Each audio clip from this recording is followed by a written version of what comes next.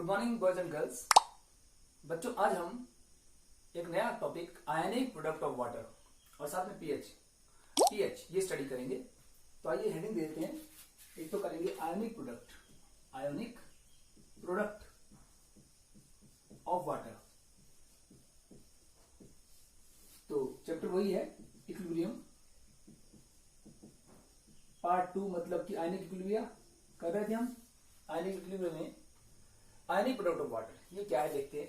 सबसे पहले आप देखिए कि हमारे पास अगर एक प्योर वाटर हो, एक ग्लास में खुला पानी हो, प्योर वाटर और खुले एक्वस हो मतलब खुला, तो उसमें हम यूं कह सकते हैं कि वाटर से वाटर के ही मॉलिक्यूल आपस में इंटरेक्ट करते हैं और बनाते हैं क्या, दो चीजें। H3O+ मतलब हाइड्रोनियम आयन और OH- मतलब हाइड्रोक्सिल आयन। एक वाटर, जैसे ये वाला वाटर, एक प्रोटॉन हाइड्रोजन आयन दूसरे को ट्रांसफर कर देगा। अगर यहां से अगर हाइड्रोजन आयन चला जाता है, H+ चला जाता है, तो ये तो बन जाएगा OH-। और जो H+ आयन इसमें आ गया, इसमें अगर आप H+ ऐड कर दे तो क्या बनेगा, H3O+ मतलब हाइड्रोनियम आयन। तो इसी तरह से वाटर मॉलिक्यूल करते हैं। लेकिन इसको हम सिंप्लीफाइड फॉर्म ऐसे लिख सकते हैं कि अगर हमारे पास वाटर है, मान लीजिए, और वाटर को सिंपली एक वाटर को देखेंगे टूट रहा है, अगर वो वाटर मॉलिक्यूल, तो कैसे टूट रहा है, हाइड्रोजन आयन और OH- आयन। इसी इक्वेशन को सिंपल वे में ऐसे लिखते हैं। एक्चुअल में हाइड्रोनियम आयन बन रहा होता है, लेकिन हाइड्रोनियम आयन में भी एक वाटर होता है और एक H+ होता है। वाटर तो न्यूट्रल है ना, तो इसलिए हम एक वाटर और एक वाटर को खत्म करके एक ही वाटर लिखते हैं और यहाँ पे H+ आयन और OH- सिंपल वे में लिखते हैं। अब हम आगे बढ़े। अब अगर इसमें इक्विलिब्रियम आ रहा है, क्योंकि वाटर जो होता है बेटे टूट रहा है, देखो डिसोसिएट हो रहा है, टूट रहा है। अगर वाटर टूट रहा है, डिसोसिएट हो रहा है और बहुत कम टूट रहा है, तो इक्विलिब्रियम साइन आएगा। अब इसीलिए यहाँ पे इक्विलिब्रियम साइन है, क्योंकि वाटर के कम ही मॉलिक्यूल टूटते हैं। ये बात आगे प्रूव भी होगी, पर फिलहाल हम कह रहे हैं यहाँ पे इक्विलिब्रियम आ रहा है, इसलिए यहाँ पे इक्विलिब्रियम कांस्टेंट भी आएगा।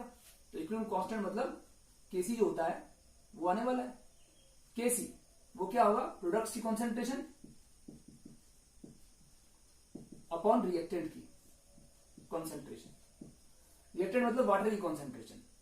अगर हम ये वैल्यू निकाल लें, वैसे कांस्टेंट होती है, और कैसे निकालेंगे, देखो कॉन्सेंट्रेशन ऑफ वाटर निकाल रहे हैं यहां पर।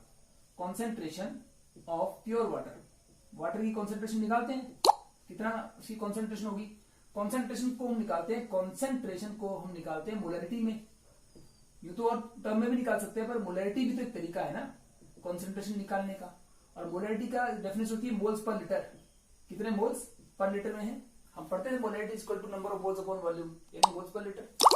हम जानते हैं मोलैरिटी होती है number of moles per litre, या यूं कह लो कि number of moles upon volume, ऐसे भी कह सकते हैं।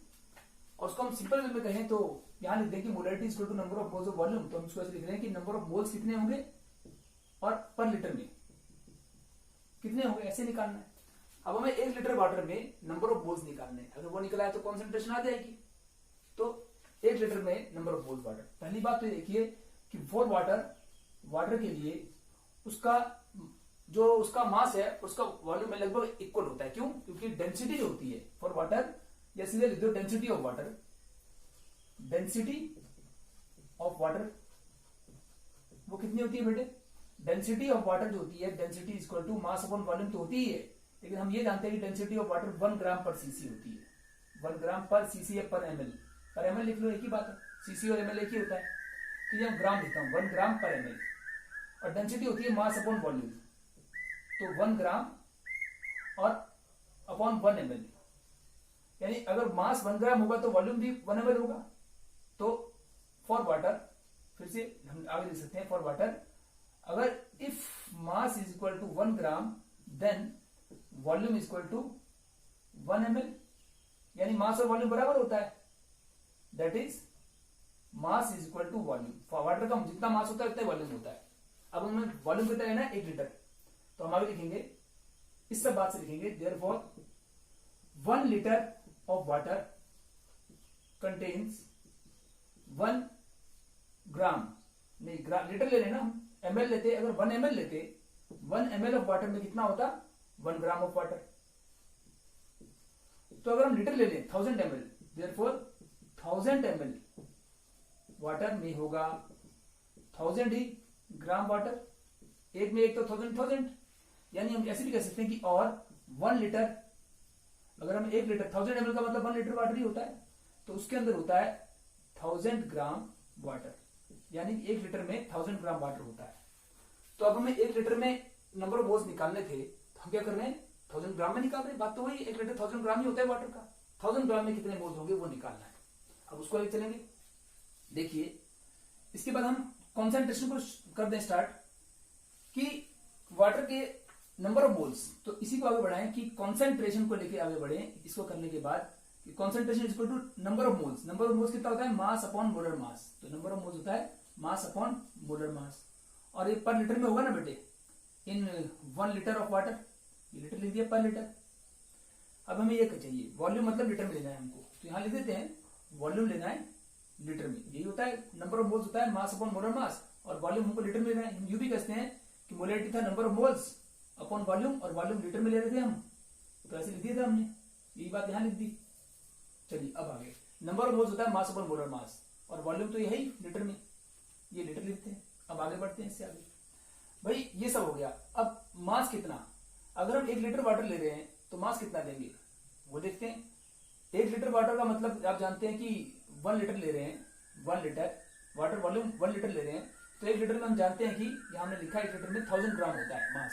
मास कितना होगा 1000 ग्राम, और molarity sorry molecular mass water का 18 ग्राम होता है बेटे, 18 ग्राम पर मोल। ये 1 लीटर थोड़ा दूर लिखता हूं, ये 1 लीटर तो ले ही रहे थे, और यहाँ पे 18 ग्राम पर मोल। अब ये सॉल्व करेंगे, ग्राम से तो ग्राम कट जाएगा, बाकी ये सब आंसर आएगा, क्या आएगा, इसको सॉल्व करेंगे तो आएगा 55.55। आप करिए, 1000 को 18 से डिवाइड कीजिए, और ये पर मोल ऊपर जाके मोल बन जाएगा, और ये लीटर जाके ऊपर पर लीटर। तो क्या आ गया, कॉन्सेंट्रेशन ऑफ प्योर वाटर आ गई, ऑफ प्योर वाटर अपना ये आ चुका है 55.55 मोल पर लीटर। यानी यहां पे यही हम इसको लिख सकते हैं कि, और कॉन्सेंट्रेशन ऑफ प्योर वाटर जो होती है, ये लिखा है कॉन्सेंट्रेशन ऑफ वाटर, हमको पता है वो 55.55 मोल पर लीटर होती है। देयरफॉर कर दो, देयरफॉर ऐसा ही होगा। और इसको मैसेज कह सकते हैं कि, और concentration of water is equal to constant, क्योंकि 55.55 तो कांस्टेंट है, फिक्स वैल्यू है, तो हम इसको ऐसे लिख देंगे कि कांस्टेंट होती है। अब क्योंकि ये कांस्टेंट है, एक कांस्टेंट को दूसरे कांस्टेंट से मल्टीप्लाई करेंगे तो एक नया कांस्टेंट पैदा होगा। यहां लिखते हैं कि ये जो केसी है, इसको अगर हम दोनों को मल्टीप्लाई करेंगे तो एक नया कांस्टेंट पैदा होना चाहिए। ये भी कांस्टेंट था, इक्विलिब्रियम कांस्टेंट, ये भी कांस्टेंट है, 55.55 कांस्टेंट है, तो कांस्टेंट को कांस्टेंट मल्टीप्लाई करेंगे, एक नया कांस्टेंट आएगा। उस नए कांस्टेंट को हम KW कहते हैं, जिसे हम कहते हैं और आयोनिक प्रोडक्ट ऑफ वाटर। क्या कहते हैं इसको, KW को आयोनिक प्रोडक्ट ऑफ वाटर कहते हैं इसको। इसको हमने यहां लिख दिया भाई, और ये सब चीजें राइट साइड में चल रही हैं एक्स्ट्रा में, कि उससे निकाल के सब कर रहे हैं।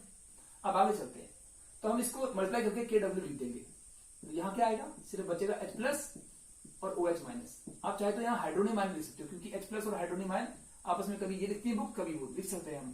तो यहाँ पे चाहे तो H3O प्लस भी लिख सकते हैं, और सिंपल वे में हम इसको ऐसे लिखते हैं। आगे बढ़े, अब इसकी वैल्यू एक्सपेरिमेंटली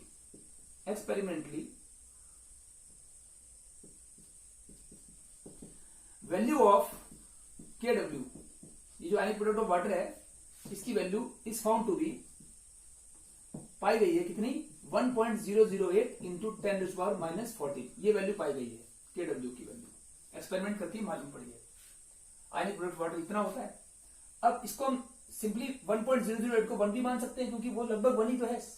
कैलकुलेशन को इजी करने के लिए, for the sake of simplicity, इसे 1 इंटू 10⁻14 माना गया है। कई बार तो 10⁻14 नहीं कह सकते हैं, 1 का क्या मतलब।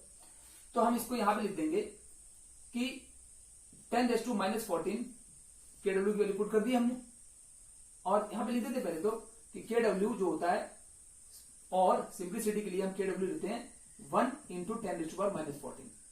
इसको हम ब्लॉक में कर देते हैं, काम आएगा। अब इसको पुट भी कर दें, तो यहाँ इक्वेशन 1 पुट कर देंगे, पुट इन इक्वेशन 1, इसे पुट करेंगे तो यहां पर आएगा KW की वैल्यू 10⁻14, यहां पुट कर रहा हूं 10⁻14, और यहां आएगा H प्लस और OH माइनस की कॉन्सेंट्रेशन। उतर गई इक्वेशन। अब एक बात है कि वाटर जब टूटता है तो हमें पता है, देखो वाटर का 1 मोल, इक्वेशन बैलेंस है, और इसका 1 मोल, इसका भी 1 मोल है, यानी वाटर का अगर 1 मोल टूटेगा तो H प्लस का भी 1 ही मोल बनेगा और OH का भी 1, यानी दोनों की कॉन्सेंट्रेशन बराबर होती है। जितने H बनते हैं उतने ही OH बनते हैं, दिख भी रहा है।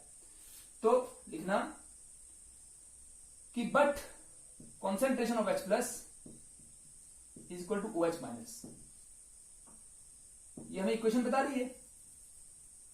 बट फ्रॉम इक्वेशन, अब इसको भी नाम दिया इक्वेशन को, तो अच्छा है कि इस वाली इक्वेशन को नीचे वाली को 2 देते हैं और उसको 1 दे देते हैं।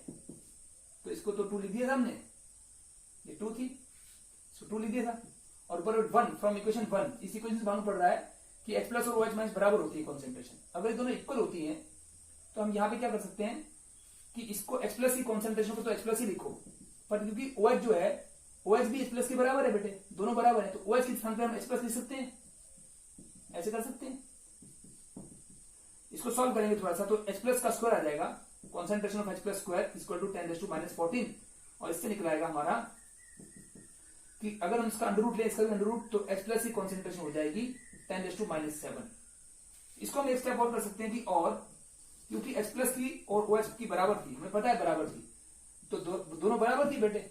अगर दोनों इक्वल हैं, एक की अगर 10⁻⁷ है तो दूसरे की 10⁻⁷ होगी, और इसको हम ब्लॉक में कर देंगे कि दोनों की कॉन्सेंट्रेशन जो होती है H प्लस की और OH माइनस की 10⁻⁷ होती है। अगर आप 10⁻⁷ भरेंगे, सॉल्व करेंगे, तो 10⁻14 इसकी वैल्यू फिर से आ जाएगी। अंडरस्टूड है। अब यहीं से हमें मालूम पड़ा कि वाटर जब डिस्ट्रीब्यूट होता है तो H प्लस और OH माइनस की कॉन्सेंट्रेशन देता है। अब आगे बढ़े, इसके बाद ये तो हो गया आपके पास 2 इक्वेशन आयनिक प्रोडक्ट वाटर के लिए। एक तो ये हो गया KW, उसे कहते ही हम वही है आयनिक प्रोडक्ट ऑफ वाटर, उसकी वैल्यू ये रही, और उसके अंदर H प्लस और OH माइनस की कॉन्सेंट्रेशन दोनों की ये हमें पता लग गया कि इक्वल होती है और 10⁻⁻7 होती है। ये सब बातें हमें पता लग गई। एक बात और कि ये वैल्यू जो आ रही है 10⁻⁻14 कब आ रही है, ये आती है एट रूम टेम्परेचर, मतलब कि 25 डिग्री सी या 298 केल्विन, इस टेम्परेचर पे इसकी वैल्यू ये है। हाँ, अगर टेम्परेचर इंक्रीज करेंगे तो ये वैल्यू भी बढ़ेगी।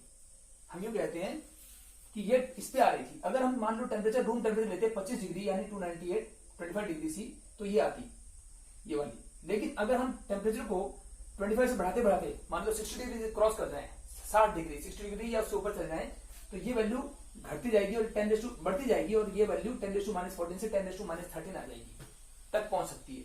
10⁻13 जो होता है 10⁻14 से बड़ा होता है, क्योंकि माइनस पावर है ना, इसलिए। तो इसका मतलब है कि टेम्परेचर बढ़ाने से इसकी वैल्यू बढ़ती है, और 25 डिग्री सी पे 10⁻14 है, 60 डिग्री तक पहुंचते पहुंचते ये 10⁻13 हो जाती है, थोड़ी थोड़ी इंक्रीज करती है। As the temperature increases the value of KW also increases. Ionic product of water बढ़ता है विद टेम्परेचर, ये बात नोट करने की है। अब इसके बाद मैं एक नई चीज देता हूं कि अगर मान लीजिए न्यूट्रल वाटर होता, इस बात को यहां से मिटाकर मैं यहां कुछ लिखना चाहूंगा, तो कंक्लूजन आगे चलते हैं। नेक्स्ट पेज मान के चलिए, छोटी सी बात है इसलिए इतनी जगह में हम कर सकते हैं कि पहली बात है कि आयनिक प्रोडक्ट ऑफ वाटर